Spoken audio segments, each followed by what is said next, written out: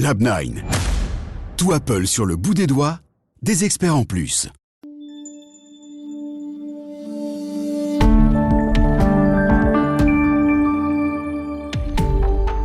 Madame, monsieur, bonjour et bienvenue dans cette émission C'est dans la boîte, une émission exceptionnelle dans le sens où elle est co-organisée cette fois-ci avec l'aide de l'Ordre des experts comptables de Belgique.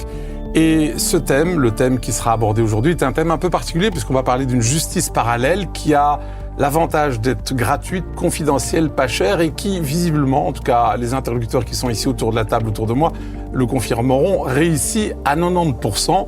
Or, cette justice parallèle, comme je la qualifie, est fort peu connue des Belges. Et justement, pour la faire connaître, j'ai à ma droite Sylvie Franquignoul. Bonjour. Bonjour, Amit. Alors, Sylvie, vous êtes juge au tribunal de l'entreprise francophone de Bruxelles et vous êtes effectivement présidente, non pas de ce tribunal, mais de la Chambre des règlements à l'amiable, puisqu'on va parler beaucoup de règlements à l'amiable. Merci d'être là. Micheline Claes, le pilier de l'Ordre des experts comptables. Vous êtes administratrice aussi de l'Ordre des experts comptables. Vous êtes aussi expert comptable certifié et aussi médiatrice. Oui. Voilà, merci Micheline d'être là.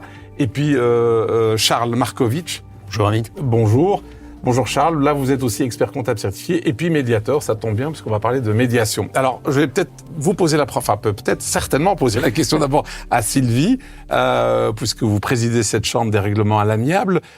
C'est magnifique, on va parler de ce succès, mais avant ça, si cette justice parallèle a autant de succès, ça signifie que la justice, entre guillemets, officielle, traditionnelle, classique, je ne sais pas quel est le terme qu'il faut utiliser, est en échec. Je ne verrais pas ça du tout comme cela. Moi, je pense que le règlement amiable n'est pas à la place de, c'est juste un outil complémentaire qui est proposé aux justiciables et qui répond à un besoin d'humanité avant tout. Et dans le procès classique, il n'y a pas trop de place à ce moment-là sur les arguments de droit, tandis qu'en règlement amiable, on va se reconcentrer sur l'humain. Alors, tous les deux, vous avez déjà pratiqué la médiation dans votre expertise, je dirais, quotidienne ? Tout à fait, à plusieurs reprises. Et Micheline aussi ? Moi aussi, et plus particulièrement dans le cadre de mes fonctions comme juge consulaire, puisque je siège régulièrement avec Sylvie dans cette chambre des règlements amiables. Alors, Sylvie Franquignoul, vous faites allusion à 90%, je dirais, de taux de réussite de ces règlements à l'amiable. Comment est-ce qu'on arrive à un taux aussi élevé ? Comme je viens de vous le dire, parce que je pense que nous apportons une réponse à un besoin du justiciable qui est de l'écouter, de comprendre ce dont il a vraiment besoin. Et je pense que si on arrive à avoir autour de la table des justiciables qui ont envie de trouver une solution, en déblayant la situation, en clarifiant certains malentendus et en recherchant le besoin de chacun, il y a quand même, la preuve, c'est ces fameux 90%, beaucoup de chances d'arriver à une solution qui peut convenir à tout le monde. Alors quand je vous entends, j'ai l'impression que c'est une sorte de nirvana par rapport au processus habituel classique de la justice. Comment se fait-il, et vous avez fait allusion aussi à ça dans l'un de vos textes, comment se fait-il que la majorité des Belges ne sont pas au courant de cette autre forme de justice ? Alors, disons que les chambres de règlement amiable, les projets pilotes ont commencé en 2020. Donc, depuis 2025, il faut une chambre de règlement amiable dans toutes les cours et tribunaux. Donc, c'est, je dirais, assez nouveau. Donc, il faut informer, il faut former, il faut mettre cela en place. Mais en 5 ans, par exemple, nous sommes passés à 1 audience par mois, à 8 audiences par mois. Donc vous voyez que ça se développe vraiment très très vite. Et donc ça se connaît de mieux en mieux et de plus en plus. Donc ça c'est magnifique. On voit qu'il y a une progression, en tout cas une demande fortement. Alors il y a un truc que vous allez m'expliquer. On lit dans la presse, on entend à la radio, à la télé que la justice est sous-dotée, que ce soit en termes de moyens humains, de moyens financiers, d'informatique, de mobilier, que sais-je. Et là on vous demande de faire encore plus. Comment vous allez y arriver ? Alors, je ne dirais pas qu'il faut faire encore plus, je dirais plutôt qu'il faut faire autrement. Donc effectivement, la justice a des problèmes de moyens, on n'a pas de moyens suffisants, c'est certain. Mais je pense qu'avec des moyens insuffisants, il y a moyen de réfléchir autrement. Et donc justement, le règlement amiable va permettre justement de ne pas demander des moyens en plus, mais juste d'allouer les moyens ou le peu de moyens que nous avons d'une autre manière. Et donc, mais comment d'une autre manière? Parce que les juges, vous êtes déjà débordés et il faudra bien prendre ce temps sur quelque chose d'autre. Par exemple, un dossier qu'on va traiter en règlement amiable, c'est un dossier qu'on ne devra pas traiter dans le cadre d'une procédure classique avec un jugement de condamnation, etc. Donc, c'est un peu des vases communicants. Ce qu'on va régler en règlement amiable ne devra pas passer dans la procédure. Et donc, il faut faire de la place au règlement amiable et ça va d'office travailler ensemble. Oui. D'office. Allez-y, Charles. Oui, je crois qu'il y a pour répondre à votre première question, il y a la disposition du sommes-nous disposés à tenter un règlement amiable pour trouver une solution qui ne va pas être conflictuelle jusqu'au bout. Et là, on a tous dans nos professions un rôle à jouer. Et effectivement, comme Sylvie le dit, si on arrive à résoudre un problème de manière amiable, ça prend moins de temps, il y a un taux de succès phénoménal, 90%, beaucoup plus encore de possibilités, et ça va libérer du temps pour d'autres dossiers. Et c'est un peu comme une spirale. Plus on y va, plus ça marche, plus on réussit. Oui, c'est un cercle vertueux. Enfin, voilà. C'est un cercle vertueux. Alors, ce cercle vertueux, imaginons que j'ai un litige commercial avec un sous-traitant, que sais-je, etc. Concrètement, comment est-ce que je fais? Je vais peut-être laisser Sylvie répondre et j'enclencherai. Eh bien, allez-y, Sylvie. Alors, il y a deux voies. La première, soit vous êtes déjà dans le cadre d'un procès et à n'importe quel moment, vous pouvez demander de passer devant une chambre de règlement amiable à laquelle vous pourrez faire une conciliation, ou bien vous pouvez demander d'aller en médiation. Ça, c'est deux modes de règlement amiable distincts qui se ressemblent, mais qui conciliation, expliquons donc. Conciliation, c'est quoi la différence entre conciliation et médiation? Alors, la conciliation, je vais vous parler, moi, de la conciliation judiciaire qui est faite par un magistrat. Okay. Parce qu'il y a, par exemple, dans les experts font de la conciliation aussi. Dans le cadre de leur expertise. Donc, il n'y a pas que la conciliation judiciaire par un magistrat. Mais moi, je vais vous parler de celle-là, puisque c'est ce que vous pratiquez. C'est ce que moi, je pratique. Nous allons donc recevoir les parties, mais par un temps limité. Donc, en moyenne, on fait 2 heures, 2 heures et demie pour essayer de trouver une solution qui peut convenir à toutes les parties. Et ça, c'est une seule séance. En 2 heures, on met les parties en litige et on essaie, après 2 heures, de sortir avec une solution. C'est correct. Donc, on a un temps imparti, puisque, vous l'avez dit, nos moyens sont limités. Donc, si on commence à prendre 10 heures par dossier, on n'aura pas le temps.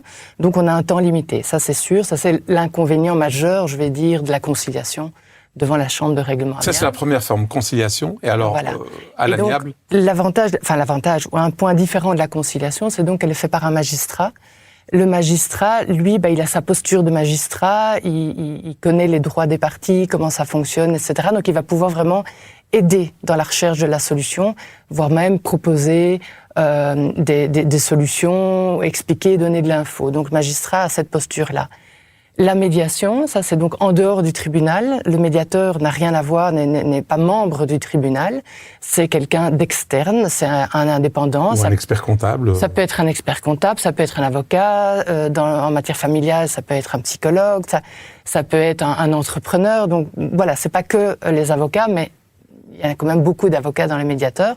Donc ils ne sont pas membres du tribunal, ce sont des externes. Et eux, ils vont aussi appliquer des outils pour essayer de trouver une solution amiable dans ces dossiers-là. Mais là, ils ne sont pas limités par 2 heures. Eux, ils ne sont pas limités par 2 heures, puisque eux, ils sont payés. Et donc, vous voulez dire qu'ils ont intérêt à ce que ça traîne, c'est ça? Non, c'est pas ça que je veux dire. Ce que je veux dire par là, c'est que eux, les parties vont devoir décider du temps qu'elles vont vouloir y consacrer, parce que ça va aussi leur coûter des frais supplémentaires, mais qui, à mon avis, sont vraiment limités par rapport à les frais qui sont engagés dans le cadre d'une procédure judiciaire. Mais disons que eux, tant que la partie estime que cette médiation a un intérêt, que ça avance, que les discussions vont dans le bon sens, les parties peuvent décider de continuer. En général, les médiations, et là je me retournerai vers les médiateurs qui sont ici présents, mais en général, en 1 mois, 2 mois, 3 mois, il y a une solution. Donc c'est quoi? C'est très 3, 4, court. 5 séances? Oui. Exact. Voilà. Okay. Alors, je vais revenir vers vous, tous les deux, pour l'aspect pratique de la médiation. Juste un petit retour en arrière sur la conciliation. Effectivement, vous dites, voilà, il y a un litige, les 2 parties prenantes sont là, je suis juge, j'interviens. En gros, j'ai 2 heures pour résoudre. Mais là, vous transformez le rôle du juge, enfin, c'est mon impression, en sorte de psychothérapeute. Et ma question, c'est, est-ce que vos juges, et vous-même, êtes formés à ça, puisque c'est un autre métier? Alors, c'est effectivement un autre métier. Il y a des magistrats qui n'ont pas envie de faire ce métier-là. Ça arrive, c'est pas grave. Il faut effectivement que le magistrat se sente appelé par ce type de mission-là. Hein. C'est une des missions du magistrat. Et c'est vrai qu'on va traiter beaucoup plus l'humain. Je dis pas qu'on le traite pas dans les procès classiques, en tout cas mais en entreprise moins. Mais on va traiter beaucoup plus l'humain et beaucoup moins le droit. Donc c'est clair que c'est un autre métier, ça c'est certain. Il y a des formations. Les magistrats qui siègent en chambre de règlement amiable sont formés. Donc je pense qu'il y a vraiment deux volets. Un, il faut le vouloir et avoir la fibre. Et deux, il faut suivre une formation parce que ça demande des compétences spécifiques qui sont différentes. Parce que je siège aussi dans des chambres, je vais dire, classiques de plaidoirie, mais c'est clairement un autre métier. On ne fait pas du tout la même chose. Alors Charles, oui. Rebondissez là-dessus. Vous, je rebondis en ajoutant une autre forme de conciliation qui est la mission qu'on donne à un expert judiciaire, qui est une mission qui est incluse dans le code judiciaire. Donc, l'expert judiciaire doit passer par là, mais on peut en avoir envie, comme moi, parce que ça permet de résoudre un litige de manière plus amiable qu'en allant jusqu'au bout de la procédure. Il y a une distinction là, parce qu'on est quand même focalisé sur l'aspect technique du litige, tandis que la même personne qui va intervenir comme médiateur va être focalisée aussi sur les volontés, les aspirations, les besoins des parties, avec un focus un peu plus humain ou beaucoup plus humain, en plus de l'aspect technique. Donc on va avoir une résolution d'un litige, client-fournisseur, mais aussi on va se demander pourquoi on est là et comment on a envie de continuer. Et pour terminer en répondant à votre question d'il y a quelques minutes, qu'est-ce qu'on fait si vous avez un litige avec un de vos sous-traitants ou un fournisseur ? Exact. La première chose, c'est prendre du temps et réfléchir à comment on a envie de résoudre ce litige. Est-ce qu'on veut aller au fight et se battre avec avocat, procédure qui va durer longtemps, ou bien on a envie de trouver une solution au litige, de tourner la page, d'avancer, peut-être même avec ce même fournisseur ou ce même sous-traitant. Micheline ? Et c'est là où c'est intéressant pour les chefs d'entreprise et les dirigeants, c'est de savoir que justement, à côté des procédures habituelles qui demandent beaucoup d'investissements, non seulement financiers, mais aussi je dirais psychologique, parce que finalement le chef d'entreprise qui est dans des difficultés, ça le ronge quelque part et ça l'empêche de faire son vrai rôle de dirigeant, de poursuivre sa croissance, de poursuivre le développement de son entreprise. Donc c'est tout à fait différent. Et puis il faut savoir qu'en médiation, il y a 4 règles bien particulières et c'est aussi pour ça que c'est très intéressant. D'abord, si on le fait, il faut que les 2 parties le veuillent. C'est volontaire. C'est nécessaire, sinon on ne peut pas être autour. Voilà, exactement. Ça, c'est un premier point. Deuxième point, c'est que c'est confidentiel. Donc, tout ce qui se dit devant le médiateur, ne sort pas de la pièce. Voilà, ne sort pas de la pièce. Ce qui permet aussi aux 2 parties de pouvoir exprimer tout, non seulement leurs difficultés, mais aussi leur ressenti. Parce que souvent, quand on va en justice, c'est pour un principe. C'est parce qu'on veut avoir quelque chose, et si on l'a pas, on estime qu'on n'est pas récompensé, mais qu'on n'est pas reconnu comme étant celui qui. C'est pas ça la médiation. La médiation, c'est plus de donner la parole aux 2 parties, de dire voilà, on reconnaît tous vos efforts d'un côté comme de l'autre, et donc on essaye. Et ce sont les parties, pas le magistrat nécessairement, mais les parties qui vont rapprocher leur position et trouver une solution.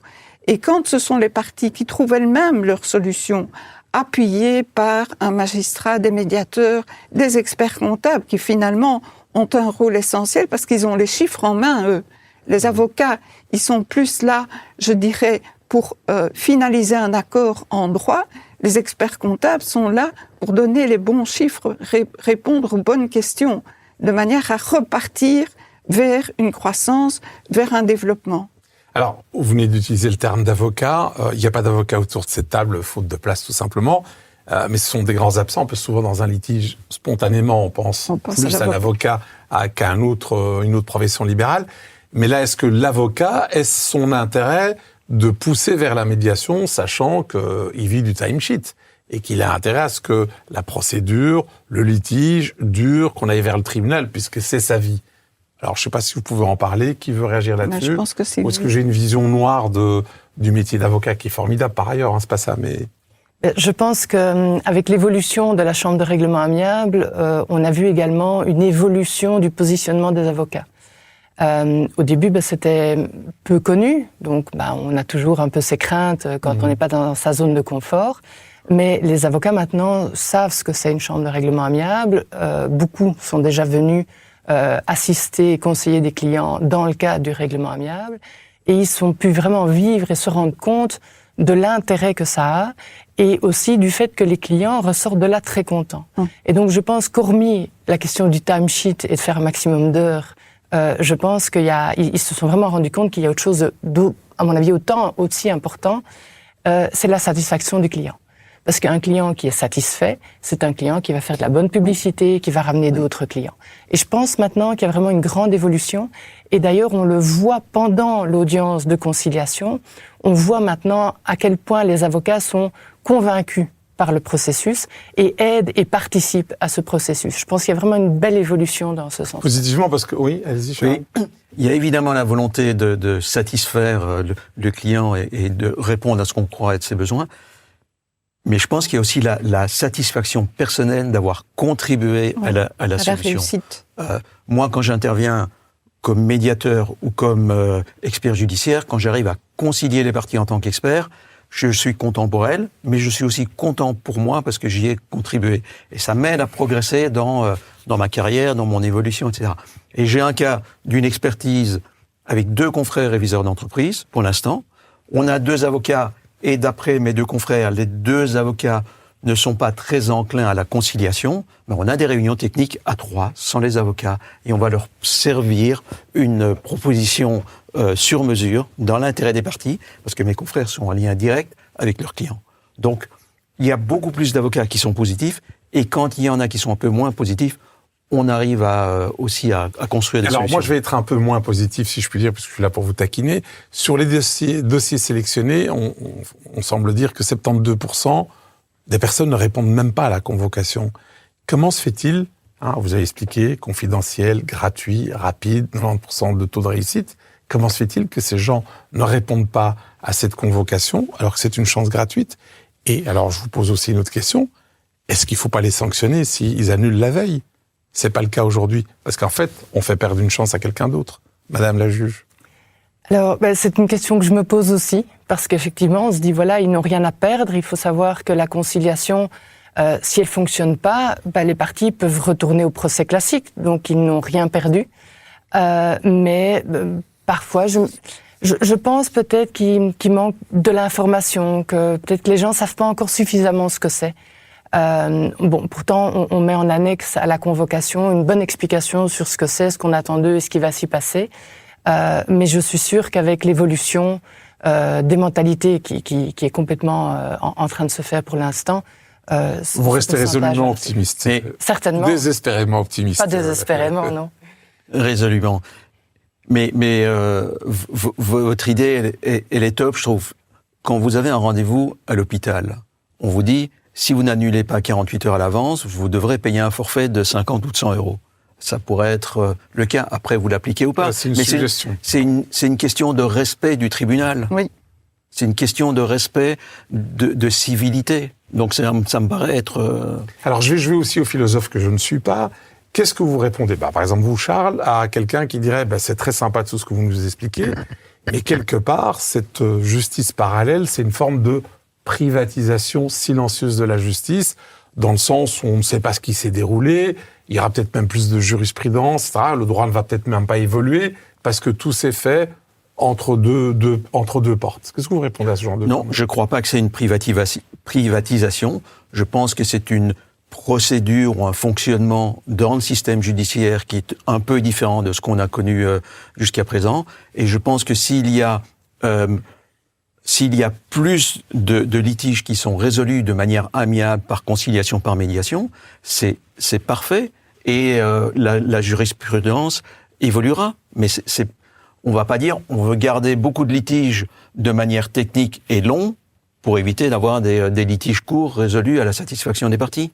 Donc, Enfin, c'est la solution qui compte, en fait. C'est Oui, la bien solution, l'intérêt des parties, Voilà. l'intérêt du système de manière générale. Et la solution passe avant la jurisprudence, autrement dit. C'est comme si vous disiez, il faut arrêter de négocier.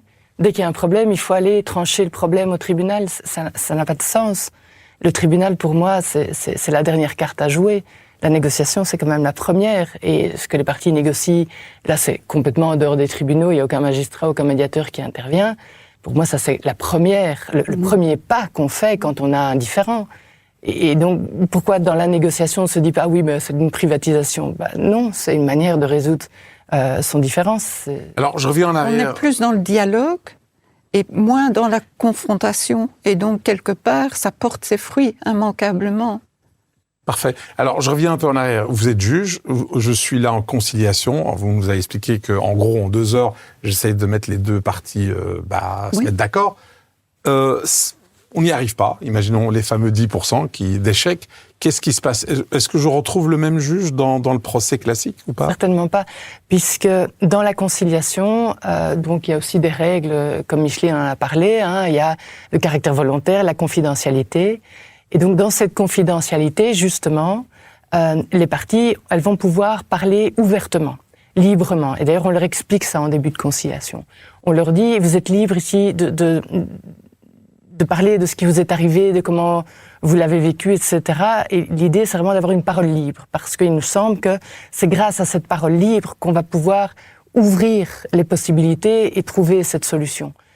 Il serait impossible qu'alors que j'aurais été dépositaire de déclarations de reconnaissance confidentielle, qu'après ce soit moi qui décide et qui tranche le litige. Parce que je ne pourrais pas faire état de ces choses-là. Il y aura un conflit d'intérêts, oui. Et même si je n'en fais pas état, ça va être difficile de prendre une décision en étant complètement amnésique sur ce que j'aurais entendu. Ça, c'est pas possible. Ok, je comprends mieux. Alors par contre, il y a un chiffre que moi je trouve magnifique depuis le début, c'est ce fameux taux de 90% de taux de réussite lorsqu'on passe par un règlement à l'amiable. Mais en même temps, bon, j'imagine que les téléspectateurs et les téléspectatrices qui nous regardent se posent la question, mais ça veut dire quoi? Ça veut dire que la plupart des gens partent en procès pour rien? Partent en procès d'abord par manque d'information. Donc c'est vraiment l'idéal, cette émission-ci qui est destinée aux dirigeants d'entreprise, de faire connaître cette procédure. Et puis le problème aussi, c'est que je pense que, outre le manque d'information, chez les experts comptables, c'est pas le cas chez les avocats, ils ont une formation à la médiation. Chez les experts comptables, on devrait davantage aussi mettre ces solutions-là en avant pour que, justement, ils dégagent du temps pour conseiller le client. On n'est plus dans une époque où on tient des livres. On est dans une époque où il faut conseiller le dirigeant d'entreprise, quelle que soit sa position. Quand il cartonne, c'est très bien, on va l'aider à cartonner encore plus. Quand il est dans les difficultés, on doit l'aider par les conseils à sortir de ces difficultés. Et c'est là où je fais un appel aux experts comptables, c'est qu'ils doivent être conscients que ce genre de choses existe. Ils sont détenteurs des chiffres, donc ils peuvent jouer pleinement leur rôle. Et quoi, l'idée, c'est de parler à leurs clients en disant, voilà, il y a peut-être un litige et tout, mais au lieu de partir vers un tribunal, classique, voilà, qui va coûter, voilà. Mais est-ce qu'ils sont formés pour les experts comptables pour faire de la médiation? Alors, parce que nous, on a été formés. Donc, on nous appelle les professionnels des chiffres. Le chiffre, c'est un peu opposé au dialogue, etc. Il n'y a pas de formation générale des experts comptables, et ça serait bien d'en avoir. Nous, effectivement, en tant que médiateurs agréés, on est formés, mais c'est sur le côté. Et puis, il y a la volonté, il y a l'envie. Est-ce qu'on a envie de se spécialiser, de consacrer du temps à ce genre de mission, où on a une activité, une pratique plus habituelle? Donc, tout le monde ne le fait pas, mais tout le monde devrait être sensibilisé à une résolution amiable d'un conflit de nos clients. Il y a une étude il y a quelques années qui montrait que le Belge va en moyenne 7 fois plus en justice, en procédure judiciaire, que les voisins néerlandais, allemands, etc. Est-ce qu'on est plus heureux? Non, mais on est moins formé à la résolution amiable. Donc, le 90%, c'est formidable. Et il y a moyen de faire grandir le nombre de résolutions amiables, non pas en pourcentage, puisqu'on est à 90%, mais en nombre, en quantité. Il y a un potentiel immense. Alors, Sylvie, on est dans une émission économique. Micheline y a fait allusion, donc on a parlé essentiellement d'économie. Faisons juste une parenthèse de peut-être d'une minute. Cette méthodologie, cette justice parallèle, règlement à l'amiable, elle est aussi valable pour des matières plus civiles, divorce, conflit de voisinage ou du pénal léger? Donc en fait, les chambres de règlement amiable existent en matière familiale depuis 2014. Ah oui, quand même. Ce n'est que depuis 2020 qu'on a mis en place ces chambres de règlement amiable dans les autres matières. Donc aussi bien en entreprise, en civil, même en fiscal, en saisie, travail, donc vraiment toutes les matières.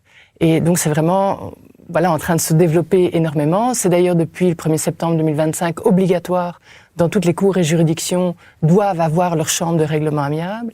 Et ce qui est important aussi, au début de l'émission, je vous avais expliqué que si vous avez un procès, à n'importe quel moment de votre procès, vous pouvez demander d'aller à la chambre de règlement amiable. Mais ce qui est important aussi de savoir, c'est qu'avant même d'être devant le tribunal, quand vous avez un problème avec votre fournisseur, au lieu d'envoyer l'huissier de justice avec une citation, vous pouvez juste par un simple email, une simple demande, une simple lettre au tribunal, demander de convoquer l'autre partie devant la chambre de règlement amiable. Donc c'est vraiment très facile d'aller devant la chambre de règlement amiable, même en dehors d'un procès. Et quelle est la qualité des dossiers qui arrivent, les fameux 90%? C'est des dossiers complexes ou au contraire pas du tout complexes? Ça dépend. Ce sont quelquefois des conflits entre actionnaires, ce sont des conflits entre un chef d'entreprise et ses fournisseurs. Il y a même des conflits entre experts comptables. Ça aussi, ça peut se produire. Donc, je pense que l'horizon est assez large à ce niveau-là. Charles, vous vouliez dire? Oui, pour faire le lien entre ce que Madame Franquignoux disait et ce que vous disiez, il y a un cas relativement complexe, mais qui ouvre beaucoup de possibilités. Ce sont deux actionnaires en couple.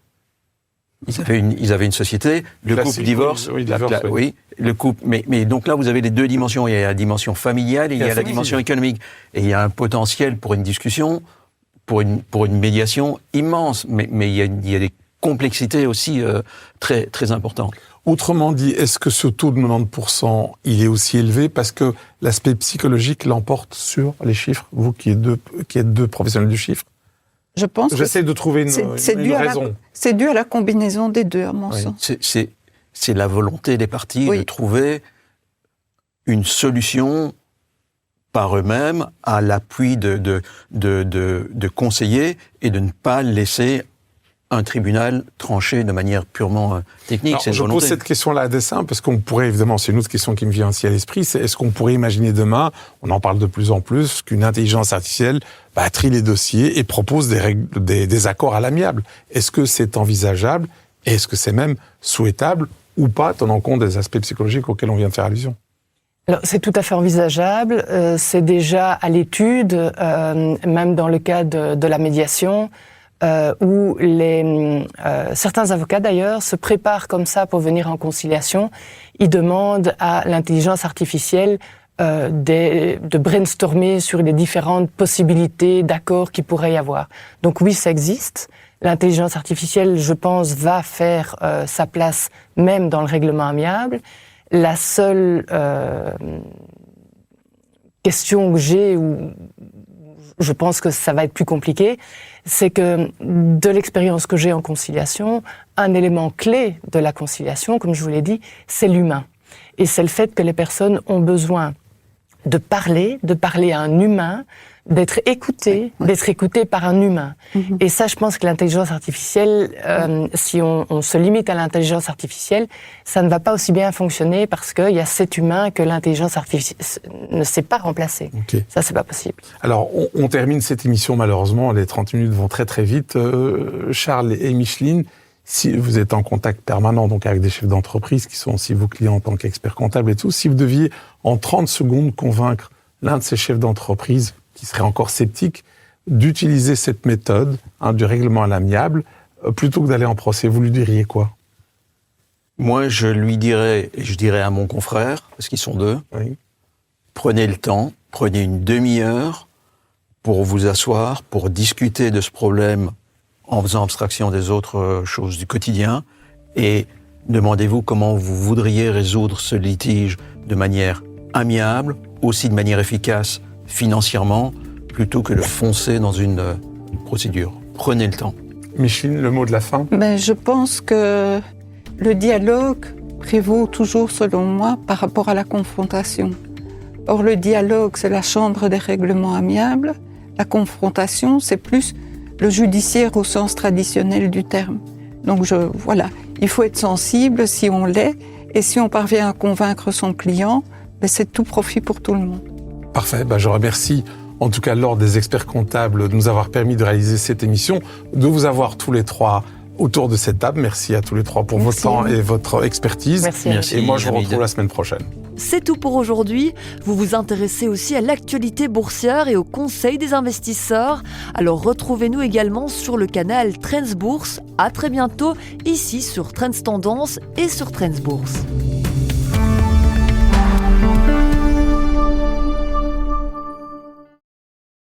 Lab9. Tout Apple sur le bout des doigts, des experts en plus.